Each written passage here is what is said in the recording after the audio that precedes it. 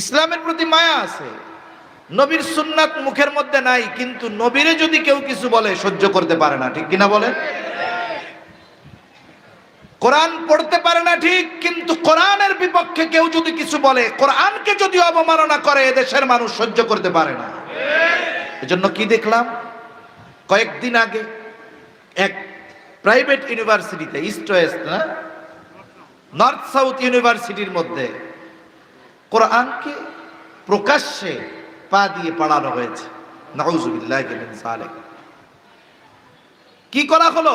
ওরা চিন্তা করে যে কোরআনকে অবমাননা করার মাধ্যমে ওরা মূলত আমাদের অবস্থাটা একটু পর্যবেক্ষণ করে, দেখি কোরআনকে অপমান করলে এদের হৃদয়ের সুপ্ত ঈমান তপ্ত হয়ে ওঠে কিনা।